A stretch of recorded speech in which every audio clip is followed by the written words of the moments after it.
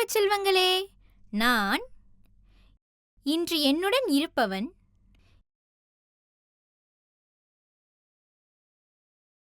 இன்று 7ஆம் வகுப்பில் மற்றொரு புதிய பாடத்தை கற்றுக்கொள்ள உங்களை வரவேற்கின்றோம். நீங்கள் அனைவரும் நலமுடன் இருக்கிறீர்கள் என்று நம்புகிறேன். முந்தைய பாடத்தில் இயற்கை வளங்கள் நிறைந்த ஐரோப்பிய கண்டம் பற்றி அறிந்து கொண்டோம்.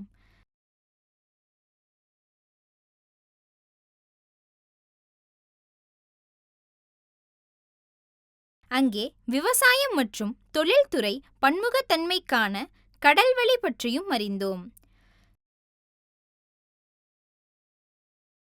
இன்றைய அமர்வில் ஆப்பிரிக்கா கண்டம் பற்றி தெரிந்து கொள்வோம்.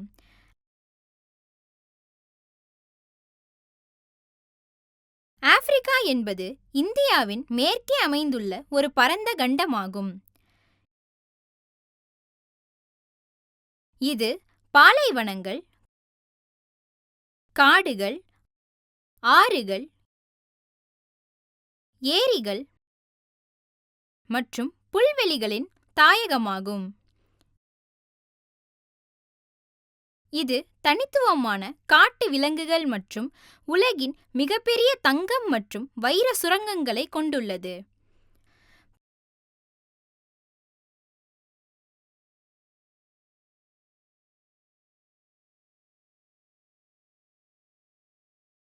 பிற கண்டங்களுக்கு பரவுவதற்கு முன்பு மனிதர்கள் முதலில் பரிணாம வளர்ச்சியடைந்த இடம் ஆப்பிரிக்கா ஆகும்.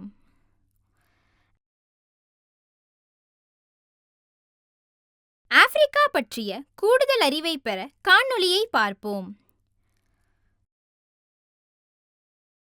இந்த அமர்வில் நாம் கற்றுக்கொள்ளப் போவது ஆப்பிரிக்காவின் பரந்த பீடபூமி,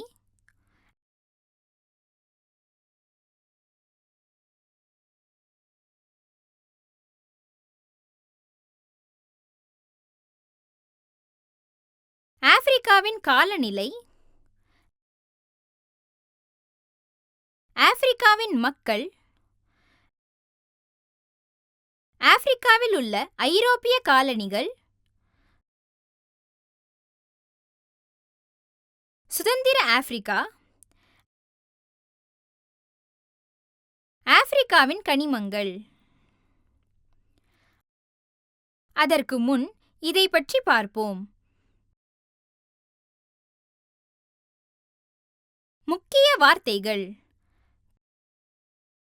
காலனிகள்.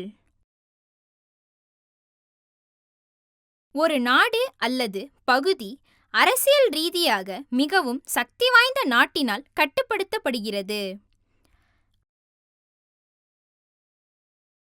அடிமை: ஒரு நபர் மற்றொரு நபருக்கு ஊதியமில்லாமல் வேலை செய்ய நிர்பந்திக்கப்படுவது.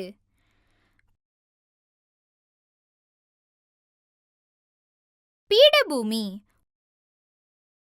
ஒரு பீடபூமி என்பது மேலே தட்டையான நிலத்தின் உயரமான பகுதி.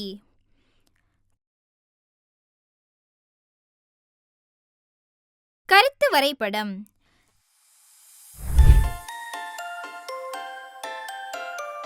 ஆப்பிரிக்காவின் சுருக்கமான விளக்கத்தை பார்ப்போம். ஆப்பிரிக்கா ஒரு பரந்த பீடபூமி.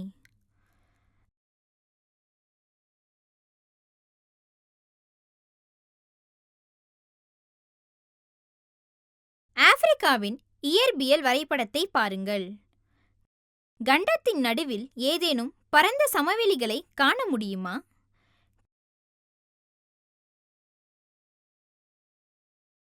கடற்கரையோரம் ஒரு குறுகிய சமவெளியை மட்டுமே நாம் காண முடியும்.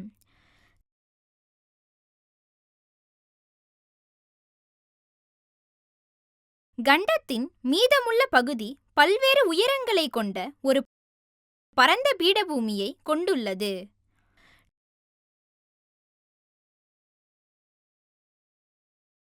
நைல் மற்றும் காங்கோ பள்ளத்தாக்குகளில் ஒரு கண் வைத்திருங்கள்.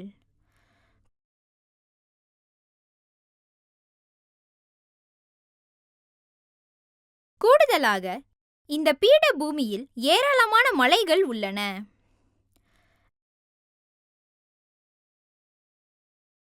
ஆப்பிரிக்காவின் மிக உயரமான மலை தான்சானியாவில் அமைந்துள்ள கிளிமாஞ்சாரோ மலை.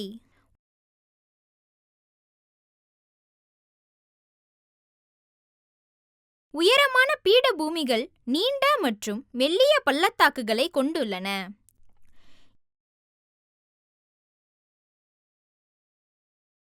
இந்த பள்ளத்தாக்குகளில் பல பெரிய ஏரிகள் உள்ளன.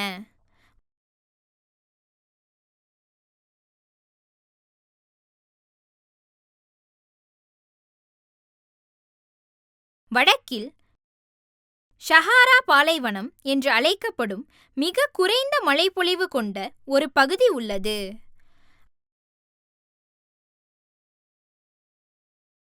அதன் வழியாக ஓடும் ஒரே நதி நைல்.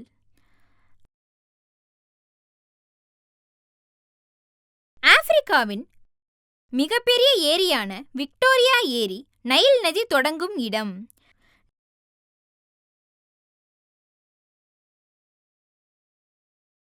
நைல் நதி எகிப்து வழியாக பாய்கிறது.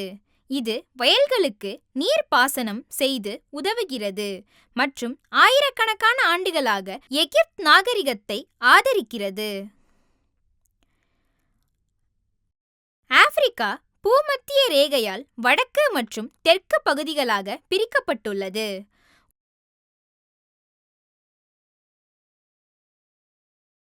உலகின் வெப்பமான மண்டலம் கடக ரேகைக்கும் மகர ரேகைக்கும் இடையில் உள்ளது.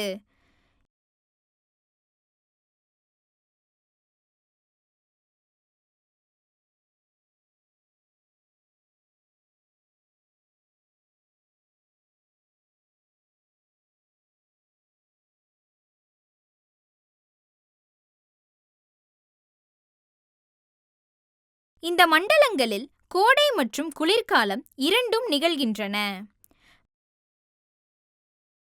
வெப்பமண்டலத்திற்கு வெளியே உள்ள பகுதிகள் மிதமான மண்டலங்கள் என்று அழைக்கப்படுகின்றன, மேலும் கோடை மற்றும் குளிர்காலத்தை அனுபவிக்கின்றன. இருப்பினும் அதிக மழைப்பொழிவு உள்ள பகுதிகள் சிறிய மழைப்பொழிவு கொண்ட வெப்பமான பகுதிகளை விட மாறுபட்டு காலநிலையை கொண்டுள்ளன.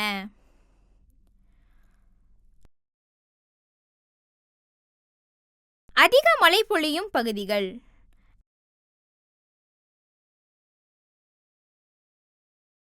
ஆப்பிரிக்கா பல பகுதிகளில், குறிப்பாக மத்திய மற்றும் மேற்கு ஆப்பிரிக்காவில் பலத்த மழைப்பொழிவு பொதுவானது.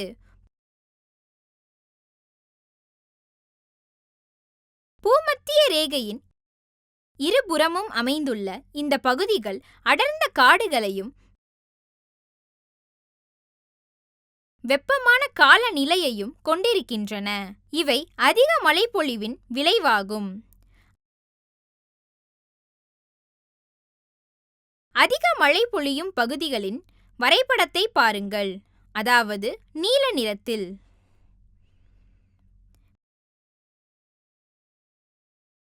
மிதமான மற்றும் குறைந்த மழைப்பொழிவு உள்ள பகுதிகள்.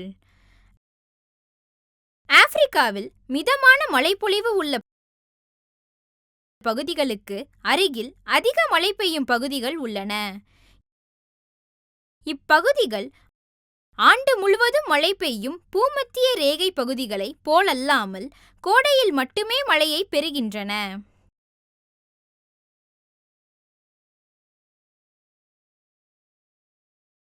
சவானா பகுதியில் உயரமான புற்கள், சிதறிய மரங்கள் மற்றும் பலதரப்பட்ட வனவிலங்குகள் உள்ளன.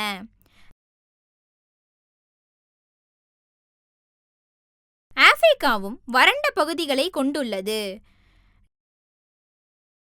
நீண்ட காலத்திற்கு மழைப்பொழிவு இல்லை. சஹாரா பாலைவனம் முட்கள் நிறைந்த புதர்கள், குட்டையான புற்கள், மணல், தரிசு குன்றுகள், பாறைகள் மற்றும் கற்கள் ஆகியவற்றுடன் வடக்கு பகுதியில் சுமார் 50% ஆக்கிரமித்துள்ளது. கலஹரி பாலைவனம் தெற்கிலுள்ள மற்றொரு வறண்ட பகுதி. அடர்ந்த காடுகள், மரங்கள் மற்றும் புல் கலவைகள் மற்றும் தாவரங்கள் இல்லாத பகுதிகள் உட்பட பல்வேறு நிலப்பரப்புகளை ஆப்பிரிக்கா கொண்டுள்ளது.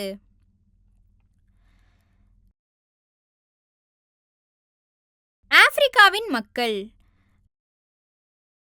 ஆப்பிரிக்காவில் பல்வேறு மொழிகள் மற்றும் வாழ்க்கை முறைகளை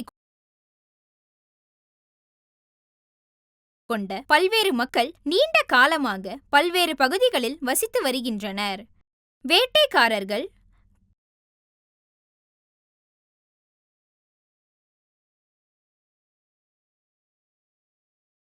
கால்நடை வளர்ப்பவர்கள்,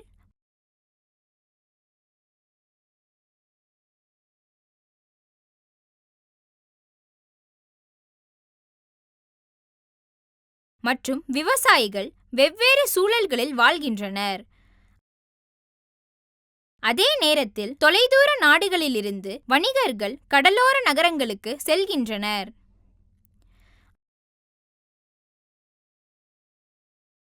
ஐநூறு ஆண்டுகளுக்கு முன்பு ஐரோப்பியர்கள், இந்தியர்கள் மற்றும் அரேபியர்களுக்கு ஆப்பிரிக்காவின் உள்பகுதி பற்றிய அறிவு குறைவாகவே இருந்தது.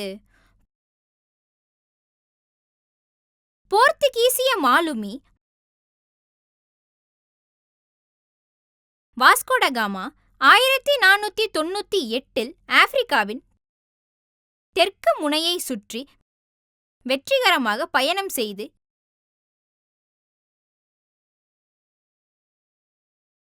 இந்தியாவை அடைந்தார். ஐரோப்பியர்கள் உள்நாட்டு ஆய்வுகளின் போது ஆப்பிரிக்க பழங்குடியினரை எதிர்கொண்டனர்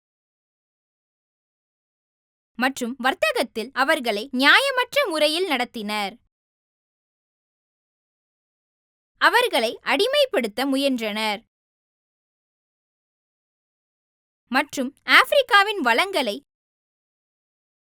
சுரண்டுவதற்காக வெளிநாடுகளுக்கு வர்த்தகம் செய்தனர்.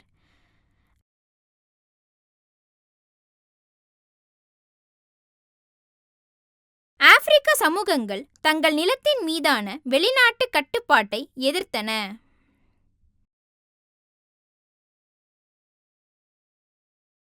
1500களில் ஐரோப்பியர்கள் அமெரிக்காவிற்கு சென்று அங்கு விவசாயம் செய்ய தொடங்கினர். அமெரிக்காவில் நிறைய நிலங்கள் இருந்தன, ஆனால் வயல்களுக்கு போதுமான தொழிலாளர்கள் இல்லை. எனவே அவர்கள் ஆப்பிரிக்காவில் இருந்து அடிமைகளை வேலைக்கு கொண்டு வரத் தொடங்கினர்.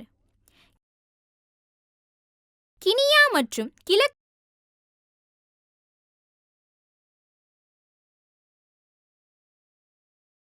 ஆப்பிரிக்காவிலிருந்து ஆப்பிரிக்கர்கள் ஆயுதங்கள், இரும்பு, மதுபானம் மற்றும் ஆடைகளுக்கான ஐரோப்பியர்களிடம் வர்த்தகம் செய்யப்பட்டனர். ஆப்பிரிக்கர்கள் அடிமைகளாக மோசமாக நடத்தப்பட்டனர். பலர் நிரம்பிய கப்பல்களில் ஏறுவதற்கு முன்பே இறந்துவிட்டனர். அமெரிக்காவிற்கு பயணம் நீண்டது மற்றும் பல அடிமைகள் நோய்வாய்ப்பட்டு இறந்தனர். அடிமை வர்த்தகம் 19ஆம் நூற்றாண்டில் முடிவுக்கு வந்தது. 1860இல் அமெரிக்காவில் அடிமைகளுக்கு சுதந்திரம் வழங்கப்பட்டது மற்றும் குடிமக்களாக அங்கீகரிக்கப்பட்டது. ஐரோப்பிய காலனிகள்.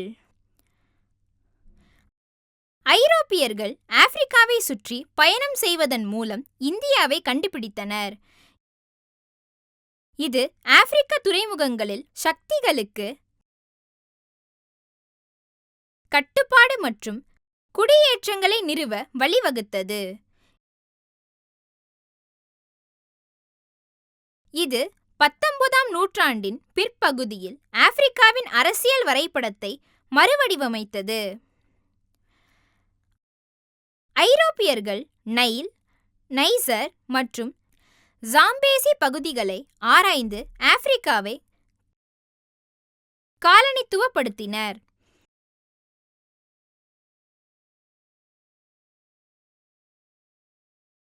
அவர்கள் தற்போது ஜாம்பியா மற்றும் ஜிம்பாப்வே போன்ற நாடுகளில் தங்கம், வைரம் மற்றும் செப்பு சுரங்கங்களை கட்டுப்படுத்துகின்றனர்.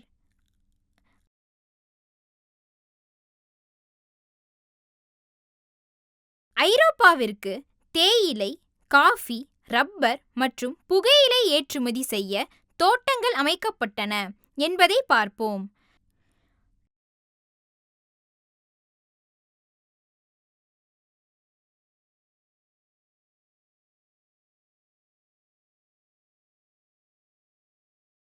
நைஜீரியாவில் உள்ள தோட்டங்கள்.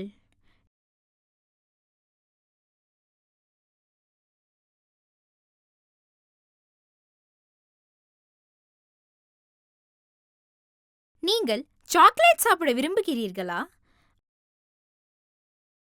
ஆம், ஆப்பிரிக்க நாடான நைஜீரியாவில் இருந்து வரும் கோகோவில் இருந்து சாக்லேட் தயாரிக்கப்படுகிறது. ஆப்பிரிக்காவின் தென்பகுதியிலும் ரப்பர் தோட்டங்கள் உள்ளன.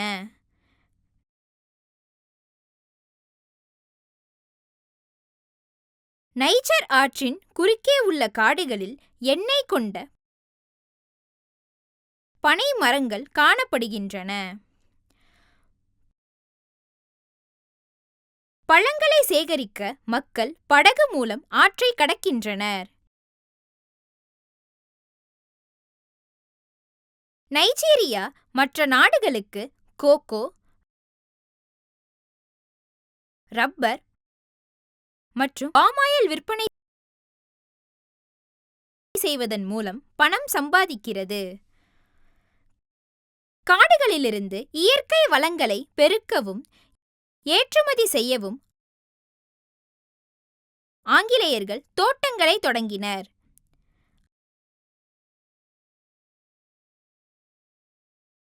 நைஜீரிய மக்கள் பெரிய பண்ணைகளில் வேலை செய்ய தொடங்கினர்.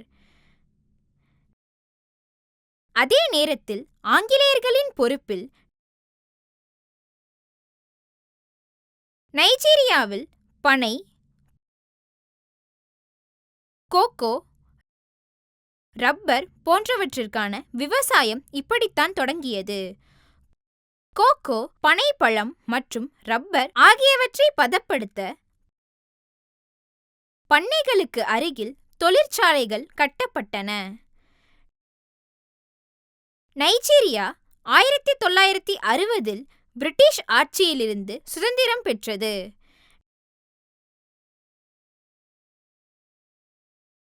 நைஜீரியர்கள் தோட்டங்களை கட்டுப்படுத்தவும் தோட்டப் பொருட்களை வர்த்தகம் செய்யவும் பலன்களை பெறவும் அனுமதித்தது.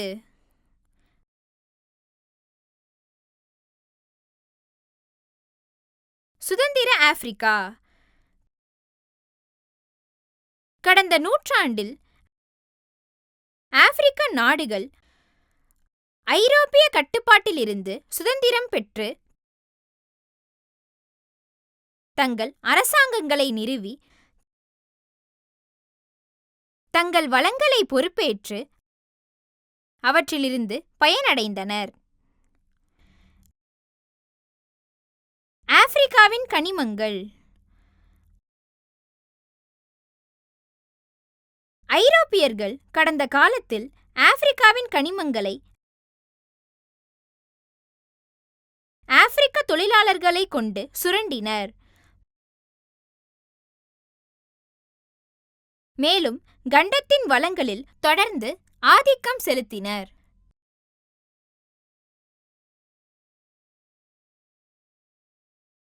டச் நிறுவனங்கள் நைஜீரியாவின் எண்ணெய் தொழிற்துறையை சிறிய அரசாங்க ஈடுபாட்டுடன் கட்டுப்படுத்துகின்றன. மேலும் இந்த போக்கு மற்ற கனிம துறைகளிலும் காணப்படுகிறது. வெளிநாட்டு நிறுவனங்கள் தொழில்நுட்பத்தையும் முதலீட்டையும் கொண்டு வந்து வேலைகளை உருவாக்குகின்றன, ஆனால் குறைந்த ஊதியத்தை வழங்குகின்றன மற்றும் சுற்றுச்சூழல் பாதுகாப்பை புறக்கணிக்கின்றனர்.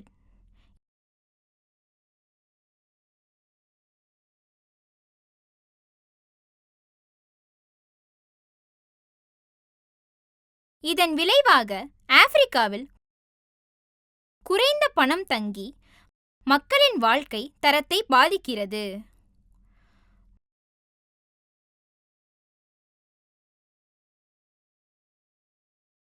முடிவு: ஆப்பிரிக்கா சூடாகவும் தூசி நிறைந்ததாகவும் உள்ளது. உரளும் புல்வெளிகள், பெரிய விலங்குகள் மற்றும் பட்டினியால் வாடும் உயரமான மெல்லிய மனிதர்களால் உள்ளன.